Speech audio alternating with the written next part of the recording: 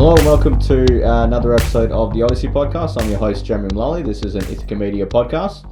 My guest today is a very distinguished guest. His name is Andrew Booth. He's the owner of ABBC Building Inspectors.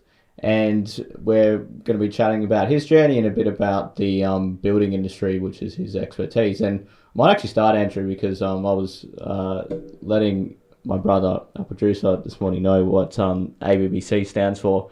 And then I got stuck at the C for what that did actually stand for. So do you mind telling us what does ABBC stand for? Maybe tell us what you guys do over at ABBC. I was going to say, taking that out of everybody's wild imaginations, Yeah. it actually stands for consultant. So when I first left, I used to work for a company called Housespec for 10 years. And yes, when I left, I set myself up as Andrew Booth Building Consultant. But I soon realised that, you can't sell a name like that. You can't, passing that name down the generations. If the company is to become an entity, and it's a trading name of the company, but you can't replicate that down the 10 years, 20 years, 30 years time. So I changed it back to being a little bit more generic and ABBC. I think I've achieved that now. I think, everybody knows that Andrew Booth is associated with the company, but but by now, yes, it's ABBC. It's very much out there as a brand. Yeah, it's its own entity, its own brand. Yeah. Fantastic. Yeah. And so what? So it's building inspecting you do, but what's sort of that background that you brought to ABBC as far as being a building inspector here in Australia? Well, I suppose I have a very varied background, and that I think that makes me a better inspector. So I've got a civil engineering degree. I graduated from WA Institute of Technology, as it was in those days, and then went into commercial construction. So I built some of the buildings in Perth City, built some of the large industrial projects around south of Perth. And then I went to Melbourne and worked on 2 shopping centre projects in Melbourne. When I came back to Perth, I worked for Multiplex briefly on Westralia Square. And then I've went and joined the Roofmark Group. And the Roofmark Group at that stage, they're a metals group that do a whole wide range of metal products, metal decking, gutters, door frames, metal stud, roller doors. But they also had their own industrial shed company. So they appointed me as manager of that. And pretty quickly I worked out that company was actually broke. I had to go through and I had to sack more than half the staff. Had to work out how to, bring it back to profitability. But also within the first 3 or 4 months worked out that company was actually stopping other companies from buying from the Roofmark Group. It was perceived very much as being an opposition to 5 other companies of similar size. So Fastman Buildings was the largest customer of Roofmark, but there were 5 other companies in Perth: Mills and Hassell, Brown and Joy, West Australian Sheds, all these big other shed makers that wouldn't buy a stick of anything from Roofmark because they were effectively propping up their opposition. So I went to the directors and said, we need to move this on. And so we sold that company. So within 12 months, I beautifully done myself out of a job. But it was the right thing to do. Yeah. As I was appointed the manager, and that was the right thing to do for that particular company. And that's the way I've always viewed companies, as they're a separate entity, and you have to do the right thing by that particular entity. So, and at that same corresponding time, the general manager, Gordon Syverite, he'd bought a mesh machine, a concrete reinforcing mesh machine, and so he was starting to make mesh and sell it to concreters, but he had, certainly all the other sales reps there had no idea what mesh was, and because I had a civil engineering background, I could take on that sort of role. So he said, well, do you want to stay with the company and take over this? And I said, well, yeah, I suppose, yeah. I need a job. So I knew a fair amount about reinforcing steel from my days as a site engineer with Civil and Civic. So, we imported 100 tonne of reinforcing bar to go with that. And I started getting out there and selling mesh and bar. And so I grew that business from $75,000 a month to $400,000 a month in mesh, and from nothing to $100,000 a month in reinforcing bar. This is in 1993, 4. Yeah, right. Something like that. Sort of mid 90s you're looking at, yeah. So then I was getting bored, and because we couldn't make any more, I couldn't sell any more. There's no point in me selling anymore because we had no physical room to stack it in the factory. Yeah. We're actually having to buy mesh from our opposition to fill the orders that we had, and losing money because we're having to buy it at extortionate rates. So in the end, at the time I was talking to one of my customers who was looking for a builder to go out building houses, and he didn't have his builder's ticket. He was a roof carpenter. So I decided that, and I had got my builder's ticket by that stage. So that was 1993. I got my ticket. Yeah. And then I said to Noel, do you want to go into partnership, and you can supervise, I'll run the company, and we'll get on and build houses. And on the very day that I walked out the door from Roofmart, he said, "Nah, I don't want to do it." After months of planning. Months of planning, correct. Yeah. No, I don't want to be a partner. I want to, I want to do my own thing. So yeah, right. And see you later. And so did you stuck at it then? You went ahead and so then I had to go out and get some more work. Yeah. Okay. There was a company, Kentia Homes, had just gone broke, and I went to the liquidators and picked through the jobs that they had, and they had a couple of jobs that they'd taken deposits for, but they hadn't yet started, and took on those jobs to build those jobs, from scratch. So that's where I started. Over the next 5 years, built about 35 homes and small industrial projects. And then until we were working for an overseas client, and the client's affairs were being handled by the architect here. He was extending an existing 5-bedroom house to be a 9-bedroom house in Waterford.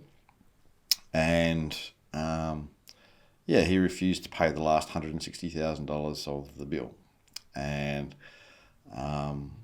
even though everything had been authorised by the architect, he still said, "No, I'm not paying." So I had to pack the company up, liquidate the company. I kept my licence, went back to the Roofmart Group, and because where did tell us when the inspection side of things came in? When did you I guess officially become? I was while I was at Roofmart, by that time Roofmart's mesh and bar division had grown into Riomart. New premises in Canning Vale, they had new machinery. It was, they were able to manage that sort of business. So I went to work for them in sales, and to bring, I was told my mission was to bring back a lot of the customers that had wandered away from Riomart. And so I brought those back. Behind my back, my wife Lorraine saw an advert for building inspectors, and she with a company called Housespect, and she put in an application without me knowing to Mark Smith at Housespect, saying I was interested in becoming a building inspector. And so I got a phone call. I got a phone call out of the blue from Mark saying, "Hey, would you like to be? I hear you're interested in becoming a building inspector." And I said, well, possibly. I may do. I may do. Do you mind if I come and talk to you? And anyway, so I went and talked to him. That was 1999. I've been doing it part-time since 1999. For 5 years, to 2004. Yeah. 5 years part-time. I was the Saturday man, so I was working for Rio Mart Monday to Friday. This was my side hustle on Saturdays, and whatever work that Housespect had on a Saturday, I would just do those jobs. But I grew to love it so much that I wanted to go full time. Yeah. And by that stage, I was working for a company called Kitchens by Design. It was a food shop and restaurant fit out company. And I wasn't getting bored with working for them. I was getting frustrated. I was managing 24 people. We had a cabinet shop, press shop, design team, construction team, sales team. But I really liked inspecting, I suppose. This is the only way to put it. So, so the company was travelling okay, but I decided that I was going to go and work full time. And what year was that? So what point had you hit you that I really want to do? Yeah, that was 2004. Okay. Yeah. And Mark Smith said, no, don't do it. And he already had a full-time inspector, George. And I said, look, don't worry, give George 3 jobs a day. Look after George. I'll just take whatever the overflow is. Anyway, within 12 months, we needed to put on another full-time inspector behind me. And so just because I've heard this story before, but just for the audience, Mark was saying no because he didn't have enough work for you. Is that what he was? That's what he thought. Yes, he didn't. He thought he didn't have enough work, and I just said, look, trust the system. Once you get out there as an inspector, you're seeing different people every day. For example, when you walk in to do a pre-purchase inspection, you've automatically got 2 people to market to. You've got the homeowner that is selling the property and going somewhere else. Well, they need a building inspection. And the agent is another good point of referral because they're talking to umpteen people who are selling their house or buying property that need building inspections. And they need to know. Some would argue that they don't want a good inspector. Not a real estate agent. Perhaps not. I mean, it's a bit cynical, but a real estate agent actually would like an average building inspector, not a really good one, because they don't want the headaches that come with finding stuff. Yeah. They would prefer that if you don't look, then you won't find it. So therefore, you won't make any hazards. Yeah. Whereas that's not the way I operate, and no. And now the business deliberately doesn't chase real estate agents. Real estate agents will certainly come to me if they're buying a house for themselves. That's when they do want you. That's when they do want me, and they do want to know all about what's the clause you're going to use and how do I best protect myself and all that sort of side of it. Yeah. Unfortunately, it's the general buying public that needs to get a good inspector, and before they get that good inspector, they need to have the right clause in the contract to make sure that they're going to be able to be best served by what we produce.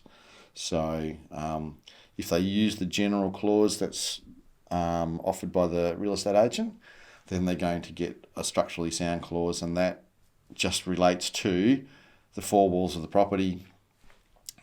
No carports, no patios, no swimming pools, no fences, no retaining walls, no gutters, and it is structural only. So it is roof frame, walls, floor, footings. That's it. So you'll quite often see, if you go to a home open these days, some of the agents are getting on the front foot and they're paying paying another inspector to produce a structural report. And it's 1 page. This house is structurally sound, or this house is not structurally sound. Generally, they'll do it, and if it is not structurally sound, then they'll get it fixed, and then they'll just have a 1 page that says it's structurally sound. So the agent will say to the customer, "Oh, do you want to see the building inspection for this?" "Oh, well, no worries." It is, yeah. There it is. Yeah. You know, and like a one-pager doesn't really cut it. You know, most buyers, particularly these days when we're getting so many interstate buyers, the interstate buyers have never been to the property. They can see what the photos are like, but they don't see what's behind the shed. They don't see the fences. They don't see what's in the roof space. They don't see what's on the roof. Yeah. You know, what's the condition of the solar panels? Did the last hailstorm damage anything? Yeah. And is it fair to say that even if they did see that, the fact that, you know, you're running through it, there'll be things that you, with your, you know, decades of experience, are seeing that the average person, the average buyer, is not seeing when they're inspecting a home? Inspecting, you know, loosely using the term, but they're viewing a home, I should say, yeah. Well, yes, and to a certain extent they're viewing with rose-coloured glasses. Yep. You know, they're... they're sort of falling in love with features. They're falling in love with the property, whereas we're coming... to be a bit of a party pooper in a way. Yeah. Well, not intentionally, but we don't care whether they buy the property or not. You know, it's, just given the fact. And sometimes you don't understand what's the motivation behind buying the property. Like I remember clearly one of the first ones that I ever did before I was working for Housespec. It was a property in Kewdale. In its day, it was built in the 30s. In its day, it would have been on probably 30 acres out the back of Kewdale, and slowly everything had been subdivided around it, and it was down to 450 square metres. But it was an old 1930s house, but it had been renovated over the time, so all the fireplaces were gone, all the wooden window frames have been changed for aluminium. All the ornate ceilings have been ripped out and replaced with plasterboard. All the floorboards have been taken up and concrete. The floors concreted. Pretty much all that was left was the door frames in terms of the original character of the house. Yeah. And anyway, so this girl met me and she said, "I'll just stay outside while you do the inspection." And anyway, she was a young girl. She was about 21, 22. This was her first house. And I did the inspection and I came out and I said to her, "Look, as a house, there's nothing wrong with the house. It's fine. But, you know, you do know that every redeeming piece of character that was in this house has been ripped out of it." And she started to cry. And because she'd fallen in love with the house. Yeah. She loved it. You know, she loved the high ceilings. She loved the door frames. You know, I think the doors were probably... some of them were original as well, but she thought that was fantastic. You know, she loved it, and me coming in and me putting my slant on, like I could see through that, and I knew what it was like in the day, and how grand it would have been. The veranda was all gone, and you know, there's just those sorts of features that aren't there anymore. But yeah, she cried, and from then on I learnt. Super, yeah. There's no point in saying what I feel about the house. Yeah. You know, you don't know where the people are buying. Are they buying to get into the area? Are they buying because they want to knock it down in 5 years' time? Are they buying for their grandparents who are moving out from Europe? There's just so many different variables in the property transaction, and at the end of the day, it doesn't really matter. What the customer wants to know is it okay, and how does it stack up against 100 other properties of the same sort of age and the same sort of type in the same sort of area? And that's the benefit of going with an experienced inspector, is that we can put everything in context. You know, it's like, is this the worst house I've ever seen? No. You know, is there maintenance to do? Yes. And you can give people a perspective on how much that's going to cost, but you can't. But it can't necessarily make a difference to the contract if you signed the clause that REWA wants you to sign. You know, that the agent wants you to sign. So please, if you're buying a property, come to me and we'll give you the right clause to sign, which talks about all sorts of major defects, including major maintenance required, not just structural defects. B, it puts things firmly back into your court as being the, it's your option to withdraw from the contract, not the owner's option. Those are the two main things. And the other, I suppose, the other important thing is we're looking at the entire property, fences, retaining walls, swimming pools, patios, the letterbox, the driveways, the drainage. Yeah. We're looking at the entire property rather than looking at just the structure. Because at the end of the day, from what I've seen and know, structural issues usually aren't necessarily the most expensive things to fix either. If you've got, we quite often see houses that have a lack of tie down. Certainly, big caution to everybody. If you're buying a house between 1990 and say 2010, in that 20-year period, and it's got a metal roof, chances are it's not structurally sound. Chances are it has a lack of tie down, and so if you're living in a house like that, please get a building inspection and get onto it. And the reason for it is there was a change of codes in building codes in 1992, but there was also, prior to about 1988, the local councils used to inspect houses at roof frame stage, and they stopped doing it. So you had a double whammy. You had a lack of supervision and you had a change of code, and at that time to buy the timber framing code was about $250, like $250 in 1992. That's a lot of money. That's a lot of money. Yeah. So was your average roof carpenter buying it? No. Was your average builder buying it? No. A lot of the engineers on there weren't doing necessarily specific roof frame design to go to council. The council plans would just say as per 1684, which is the number of the standard, as per AS 1684, and thinking that everybody's reading it. Well, guess what? Nobody's reading it. And so there was quite a few distinct features that just were not being built into the houses. So, every week we're picking those sorts of things up. Yeah. So get it checked is the moral. Get it checked. Yeah, and have that. Have that clause. I'm going to a house next week, built in 2008, and they had a willy go through the neighbourhood, and it's taken a quarter of the upper floor roof off. It was landing in the neighbour's roof 2 doors down. So I'm yet to find out definitively what caused that.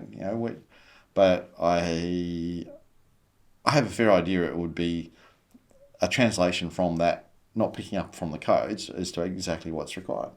Yeah. So it does happen, and it's that was in January. That was in the middle of summer. We're not talking winter storms here. That's right. Yeah. We're talking. Yeah. And the insurance company has declined. The insurance company's declined to pay because they think it wasn't built properly. So these poor people, we're in July now. They've still got a tarpaulin on their roof. Yeah, becomes very messy, doesn't it? Absolutely. Yeah.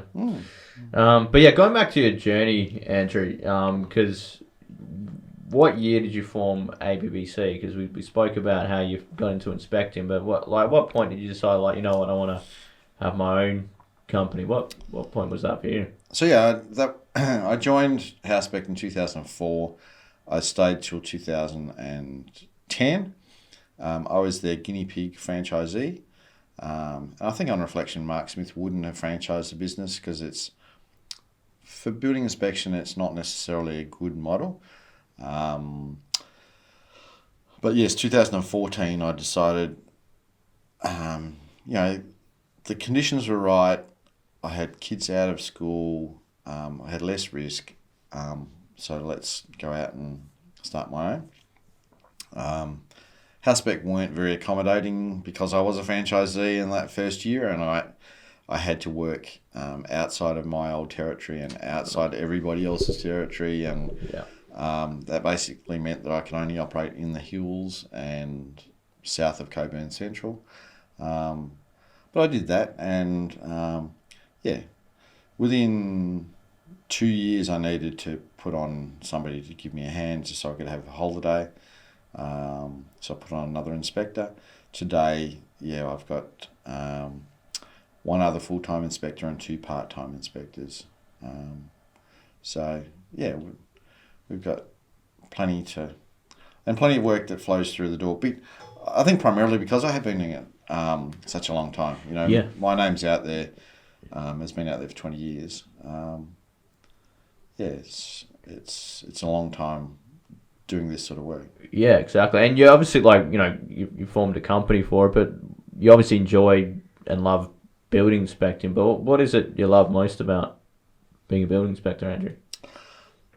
I think it's because every day is different. Every day is a different house. It's a different customer. We're let in to see. It's part urban archaeologist. Sometimes you're ferreting through the basement of some of the biggest buildings in town, and you're trying to discover the actual source of what the problem is. Sometimes people are letting you into their.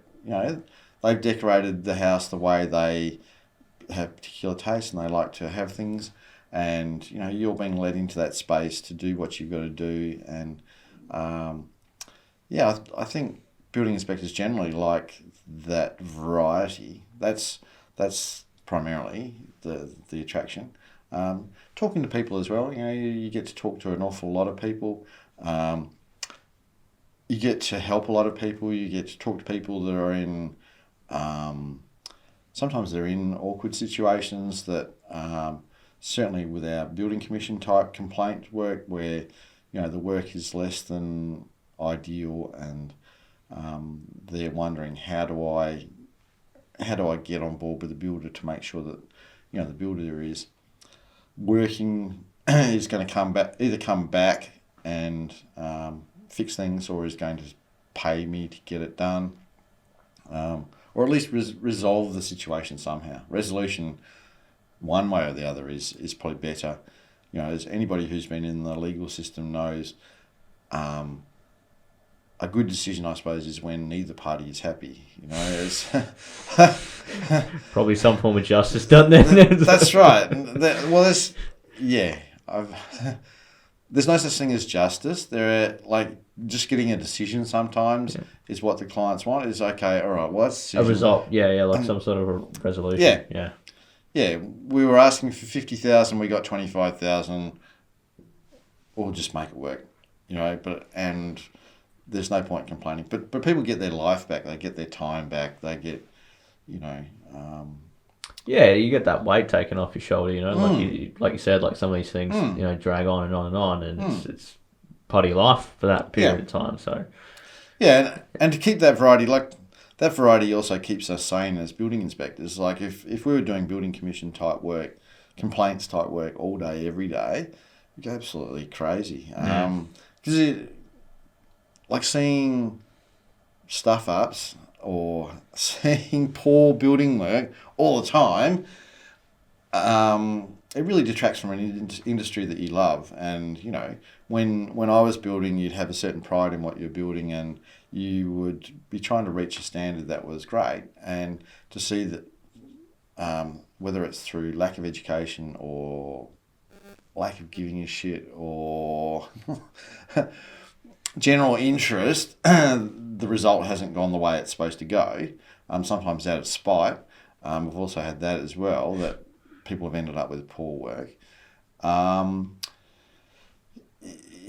That's disappointing. And if I was working in that sort of space all day, every day, that would be terrible. But we just do so many different things. We do pre-purchase inspections, under construction, strata maintenance, dilapidation surveys, investigation reports. And investigations, I had a customer that, just yesterday, having cracks in the house and wondering why they were there, and what do I do about them prior to painting, and is there anything serious going on, and I've got a leak up over here, why is that happening? tracking those sorts of things down so that they can then repaint without it peeling again. It's rewarding in that sort of side of it. Yes. Yeah, yeah. And now that you've been running ABBC for coming on nearly a decade, right? Wait, Say it quickly. Yeah, I won't linger on that one. Is there? I guess my question is, what kind of advice would you give yourself if you were to go back to 2014 when you started up the company? If there is any advice things that you would do differently. Wow, what would I do differently?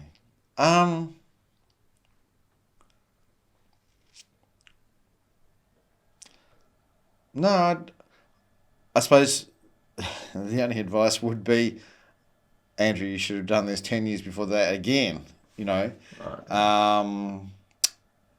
Is that because, like you were mentioning before, you got really, I guess, quick wins, like in your first 2 years where you were seeing great results from that?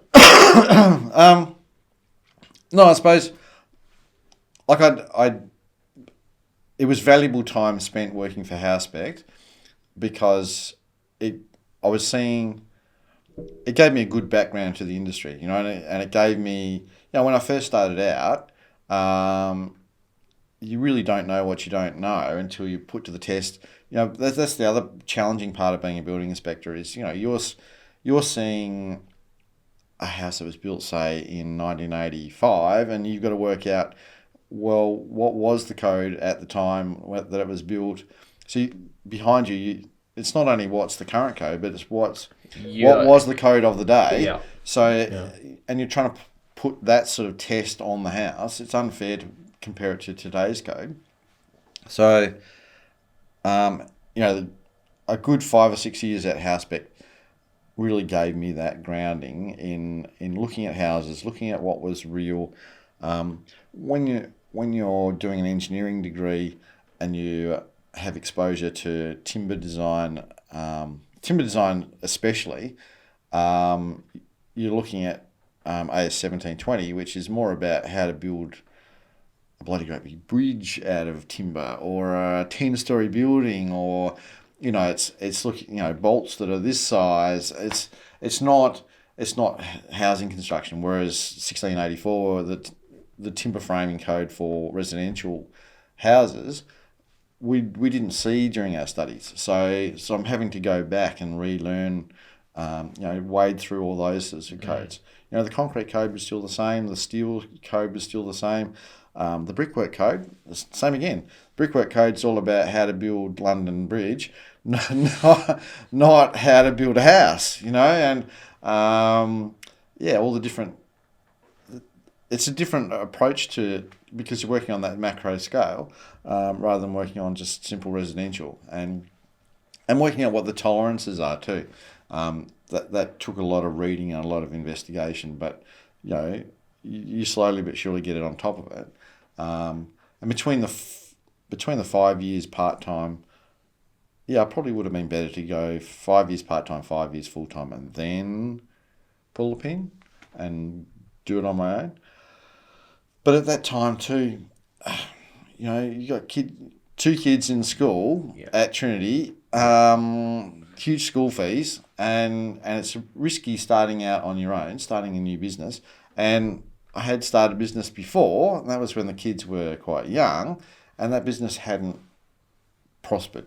I had come to a crunching halt in that first business, and it made me a little bit gun shy. Yeah. It certainly made my wife really cautious, and she was being really risk averse, and she wasn't encouraging. She would much rather I was working for somebody else rather than doing it for myself. But she could see also that,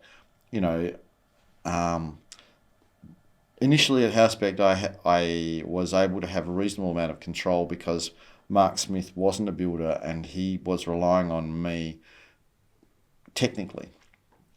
But I I was able to have some influence over the business and the way the business ran and pricing and those sorts of things to a certain extent. But once he franchised it, and then once basically he had his own business taken off him because he was inactive in his own business, I lost control totally. The control of the business went to these guys in Sydney, and so there was no. I was not involved in the outcome of anything anymore. So it was easier for me to go, oh, well, if that's the way it's all going to go down, well, I'll just pull out and I'll do my own thing. Yeah. And get back to being master of my own destiny. And, I knew that I wasn't concerned there wasn't work out there. There's plenty of work out there. And there's still plenty of work out there. It's just a matter of, it was getting the timing right, I suppose, with having everything at home under control, so that you're not having to worry about what's going on there, so that you can strike out and do what you need to do and get things happening. If I didn't have that time to, things like the Building Inspectors Association, I don't believe would have ever arisen, or it may have been delayed, or take some time in the future, or I would have got busy and said, I haven't got time for that. Mm-hmm. I mean, I'm struggling to have time for it now, but it's certainly taking that break when I was going from 3 or 4 jobs a day, 5-6 days a week, down to 5 jobs for the week, or 3 jobs for the week. It does give you time to do some of that planning and some of that thinking and ring people and, start bringing the industry together. And, and that in turn, I really didn't appreciate how much my business actually got a lot better when I started talking to other inspectors and sharing things around. Keeping it all to yourself and working in the dark is all very well, but it's until you see a bigger picture and you see what everybody else is doing, it helps your business in terms of being able to see what other people do, and leaves you open. You stop limiting yourself in terms of your preconceived ideas about what it is that you're doing, because you look at other people and go, oh, they're doing that. Why are they doing that? Oh, how are they doing that? And gives you an idea. Oh, what? There's no reason why I couldn't do that as well. Yeah. But also, it's been very good in terms of dissemination of information as well. Keeping up with the codes, and I think put it this way, the entire inspection industry, I believe, has got better over the last 7 or 8 years, and that's increased the confidence in consumers to go to building inspectors, because building inspection is unregulated and unlicensed, and your grandma could be a building inspector, Goodwill to but the WA general public has to have some sort of confidence that there are good inspectors out there and be able to find them. Yeah. And that's, we have benchmarked that sort of thing. And I think, but that in turn creates a bigger pool. There's previously, I think, like when I first started working for Housebeat, for under construction inspections, it was like 1 in 100 people were getting it done. Oh. And now it's 80%. The industry has really flipped on its head. Yeah. And certainly in the last 2 or 3 years, everybody's had the confidence. Well, they've had the lack of confidence in what's being produced by the builders, and a growing confidence in what we do. Yeah, to actually rely on... We as an industry, not we, ABBC, to say, hey, I need some advice from a building inspector, and yes, that advice is going to be valuable, and they still have to choose judiciously who they're going to use. 50% of our industry is carried out by people who don't have builder's registration, don't necessarily have a wide range of experience. If they're using a good inspector, they'll get good value out of that. Yeah. Yeah. Absolutely, yeah, and like it's interesting you say like the association you have with the other inspectors out there. The I guess the collaboration and the information that can be passed across everyone. Like, is that something you recommend for other professions as well? Because something I've experienced in my own industry. Obviously, when I guess the stakes aren't as high. If I create a video, versus creating a building, it's probably not similar stakes. But that being said, the collaboration with other video professionals out there lends itself to, I think anyway, better work and better understanding of how to do different things, better understanding of techniques and gear, for instance. But is that something you recommend to other people in different professions? Absolutely. Yeah, I think it translates to all professions that, I'm sure in your profession it translates to some better continuity of work. In that some people get busy or some people go away on holidays, that the phone still rings, and that you need someone to pass it on to, and it's a reflection on you if you're passing on them to somebody who's not credible, or you're just saying, dare I show my age, look it up in the yellow pages. What's that? No, if you if you cast people into the wilds of Google to go and find their own, it's much better if you can say, well, actually, I'm flat out and I can't get there for 2 months, but I know that this guy is good and I know what he's doing. It doesn't. I find that really interesting. It doesn't hurt for people to know that other inspectors have gaps in their work, or they've recently come back from holidays and they're a bit flat and they need some work. That helps my business, because the last thing I want is that particular customer going, oh, bloody hell, Andrew didn't know what he was talking about. This guy's a complete idiot. So you got to trust. That they're going to deliver. And the only way you can know what these guys. The only way you can know what your peers are like is by talking to them. So keeping in constant, getting an understanding of what their views are and whether their views are aligned with your views, and certainly whether their morals are aligned with your values as well. Our industry does suffer from people who are quite happy to give a backhander, to a real estate agent for a regular referral. We're not, and neither. No one in the Building Inspectors Association and no one in the Industry Association, Inspect WA, we don't give backhanders to people. We don't accept backhanders from people. We don't. We might see that a roof needs $3,000 or $4,000 worth of work doing to it.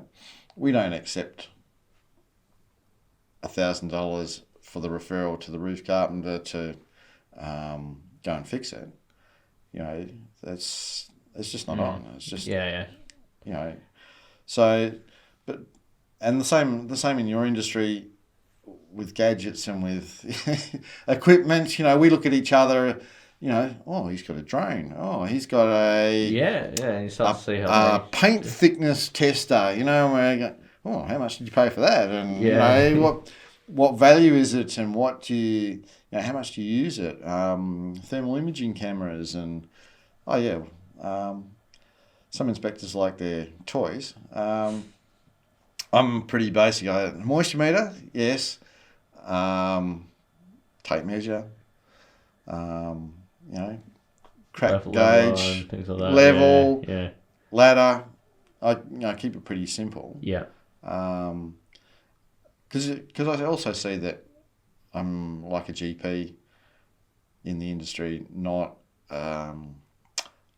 I'm not necessarily the specialist in some fields. So, if you need a lawyer, like I can take you down the path so far, but it's sooner or later I'm getting out of my depth. Or a surveyor, or an electrician, or a plumber, or, sometimes you need a specialist in exactly the same way as a GP can give you general information and give you a good guide as to what's going on or what their gut's telling you it is, but to confirm actually this, sometimes something needs to be pulled apart to work out exactly what's going on. But we can point people in the right direction to get that further help if they they need it. Yeah.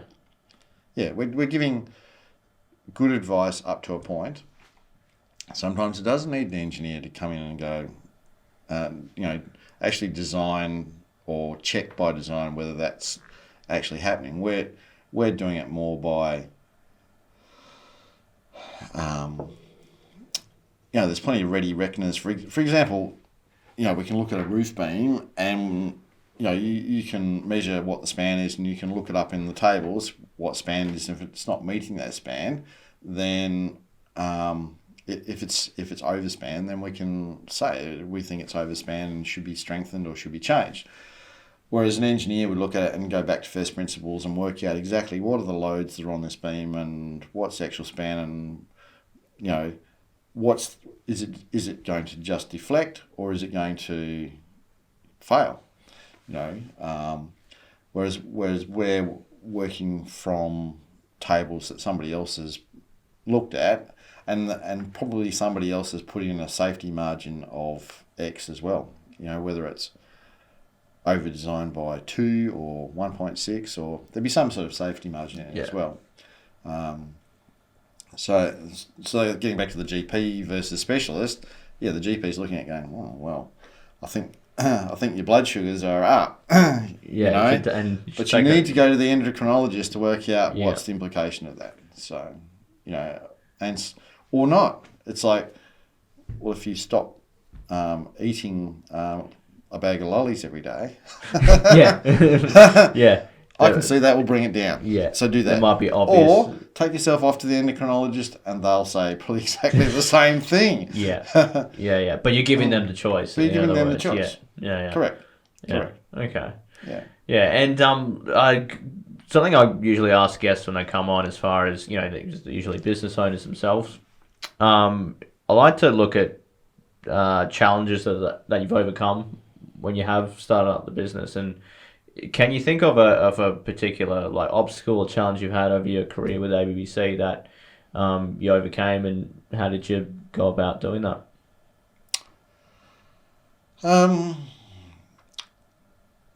I think word of mouth goes only so far, and these days you do need to work out how to put that word of mouth out further. And whether that's by social media or whether it's your website. And I think I embrace technology as readily as anybody, but that's something that I definitely have had to. I've recognised that I can't do it myself. Some things previously, when 20 years ago, it would be, do I want the really big advert in the yellow pages, or do I want just a medium-sized advert? Back to the yellow pages again. Do I want a colour one, or do I want a black and white one? And it's it wasn't that difficult. Do we do a letterbox drop? To try and drum up business, but for building inspections, those sorts of marketing doesn't really work. You've really got to find a way of touching the customer at the time that they're actually in need of the help. I guess what has helped in social media, like Shonky Builders page, has really helped our cause. Big shout out to John Samuel, who kicked that page off. It used to be the Shonky Plasterers page, and then it grew into something and much then larger. John's a pretty gnarly sort of character. He won't mind me saying that. And he said, no, let's irritate as many people as we can. So let's call it Shonky Builders. And sure enough, he did get the reaction. But that page has really sort of helped to achieve change in that it's created an awareness. Crikey, it's certainly helped inspection businesses as well, because it sowed a lot of fear into the buying like public. you said, it's that awareness, isn't it? So now when they're looking at things, they're looking at it with a bit more of a qualified eye, where they're. Well, I wouldn't say that. Not qualified in the sense of having building qualifications. I mean, like a sense of they're looking at it, taking into account that like things can go seriously wrong. Yes. Yeah. Or not. And like half the things on Shonkies I'm looking at and thinking, well, actually, I can't see too much wrong with that. Or, it's, I guess what it has done is it's raised expectations of the general public, and they feel liberated to put out there what they're concerned about, which I guess the entire range of customers doesn't appreciate that what's in the Australian standards and what's in the code is not best practice. It's minimum standard, and I think it's a shame that builders pat themselves on the back for achieving the minimum standard, not necessarily achieving building excellence. And there are some builders who are going the extra mile and who are saying, hey, we as an industry can do things better. So we'll sort of start handpicking the guys we're using, and let's not bring it down to this level. Let's raise it up and continually keep trying to push that standard up so that everyone else has got to raise to your level. Yeah. Yes. Yeah. And charge accordingly. There's I think people do recognise that they, there's a Holden, and then there's a Mercedes, and then there's a Porsche. I guess the guys who are selling the Porsches though have to be very careful that they maintain that quality. And that in today's environment can be quite challenging. It's all very well to say that's what you're doing, but you really have to be able to prove it. And some builders can.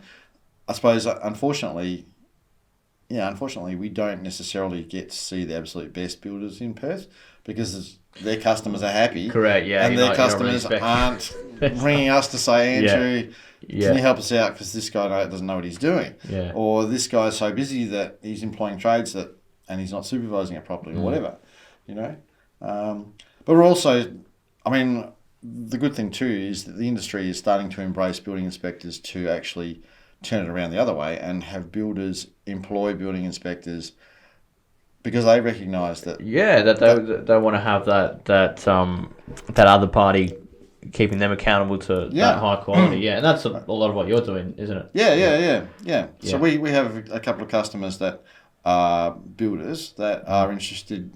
They value their quality. Come to you and gone, yeah, and they also recognise too that there is a certain part of the industry, of the inspection industry, that isn't qualified and aren't registered builders and tend to grandstand on what they're saying as well. This brickwork is typical of this builder, or rather than sticking to the facts, or rather than sticking to the facts, they'll grandstand that way, or they'll put into their reports, if they used to be a bricklayer, this isn't how I would have done this brickwork. I would have done it a different way. It's not wrong, and it does meet standards, but could you have done it a different way? Yes. But I do find myself saying to customers, you've delegated your authority well down a huge hierarchy. It's you to the builder, to the supervisor, to the subcontractor, to his 16-year-old apprentice. And it's not always going to be the 16-year-old apprentice that's doing the job. But there's quite a few degrees of separation from the source. And on the plans, it's like, which way should we overlap the skirting? This way or this way? Somebody's got to make a decision. So, and you just delegated it all the way down there, and they've done it. It's done. So you don't like it, as the customer, I wish they'd left that the other way. It would have looked a lot better. Well, I'm sorry, but it's not something that's right or wrong. It's just your opinion. Yeah. And you've delegated that, like, you could have done it yourself. But you chose, to employ people to do that for you. And you, to a certain extent, you have to go, you know what, we'll just let it ride. And if it, as a customer, if it really offends you when you own the house and you've paid for it, pull it out and get somebody else to redo it the other way, if that's the way you actually feel. Mm. And I'm just talking about things that they're not right or wrong decisions. They're just, somebody had to make a decision and they've chosen to do it a certain way. Yeah. So. Yeah, there you go. I always ask people who come on, Andrew, anyone who's been an inspiration, is there anyone that's inspired you, whether it be a guide or a mentor, or if it's someone otherwise? And it could be building related, could not be, I don't know. There may be someone else. No, business-wise,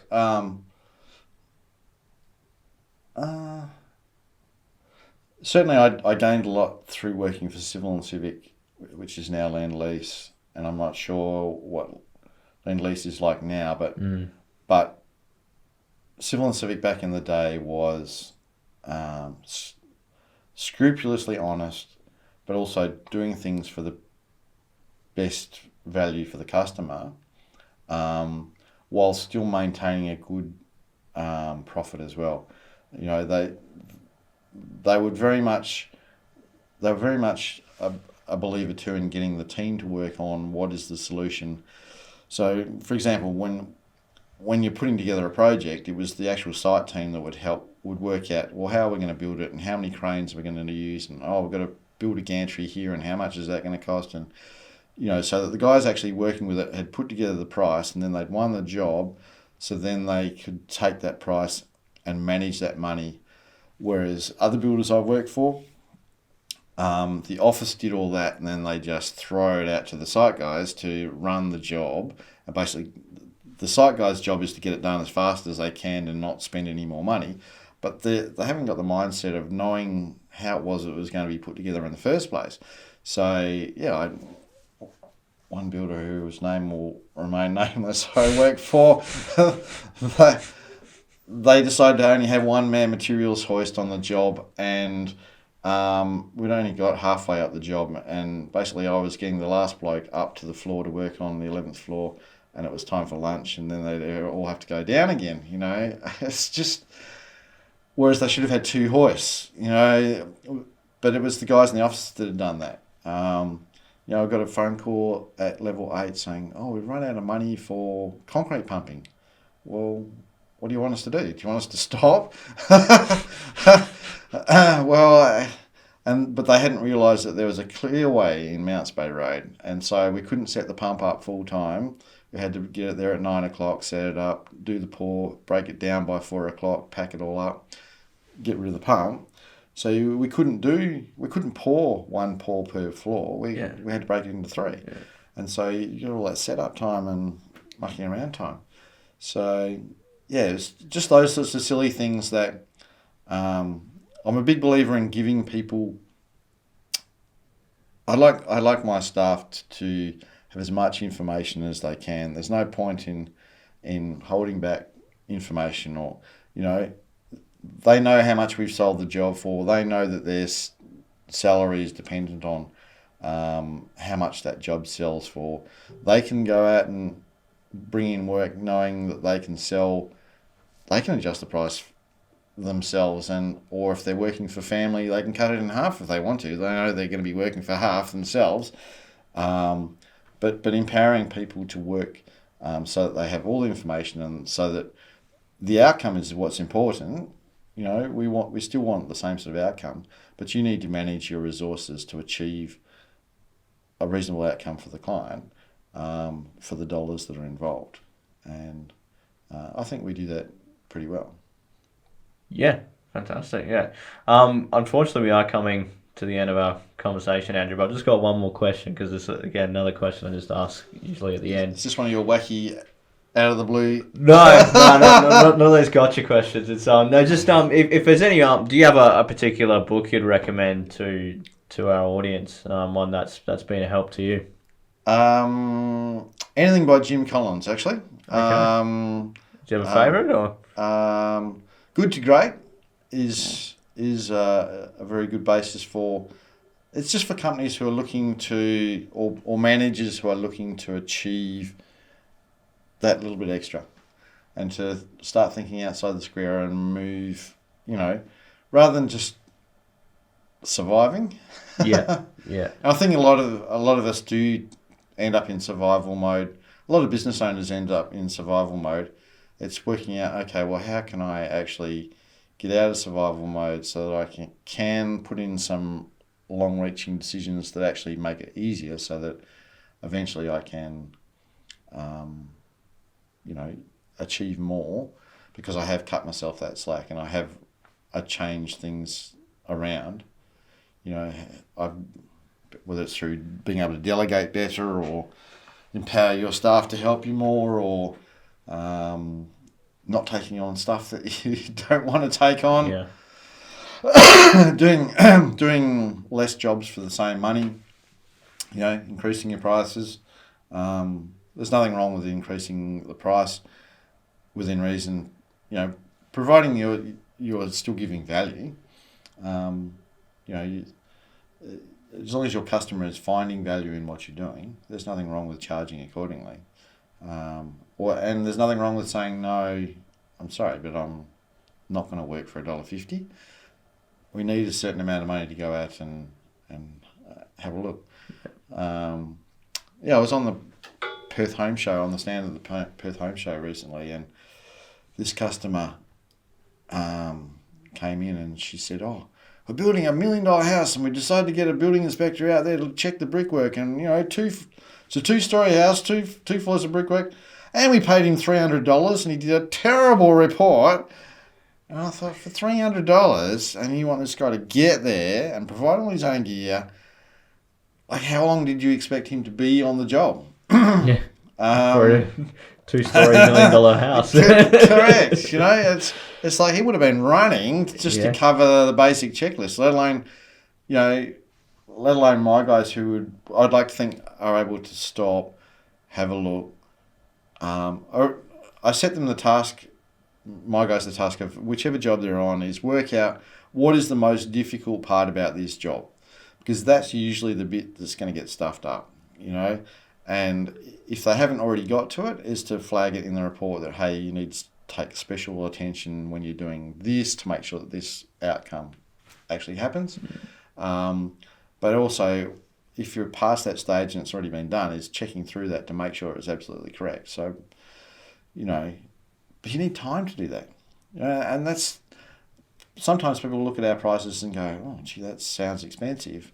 But you've got to relate it back to, how many hours is it going to take to actually do what we've got to do? Yeah, and like you said, to get the value out of what you're actually going to deliver on as an inspector. And to get somebody who's not only qualified, but also has been doing it for a while and is used to seeing that sort of stuff, and also has done it as a builder themselves as well. Yeah, that's what we get from all of my guys is that experience as well. So, what are you going to pay a plumber, an electrician these days? What are you paying your lawyer? Oh, let's not go there. So, and they're providing the same. Well, they'll argue they're providing more experience, but we'll have to see. But Andrew, I really appreciate you coming on. I know it's been a while trying to wrangle you to come in, and I hope you'll come again in future. We can have more conversations. But where can people find you if they want to learn more about yourself and more about ABBC? They can certainly go to the website, or please pick up the phone. Ring my office 9200 4200. Happy to spend time with other business owners talking about the challenges they have, and I think it's one thing to work collaboratively inside your own industry. Also, working collaboratively across industries, I think, does work as well. Right. So, and your podcast is a fine example of that. So Thanks for the invitation, Jeremy. Glad to have you on. Yeah, we'll have those links in the description and the bio. So if you want to find more about Andrew and ABBC, you can go through there. Thanks for coming, Andrew. Great.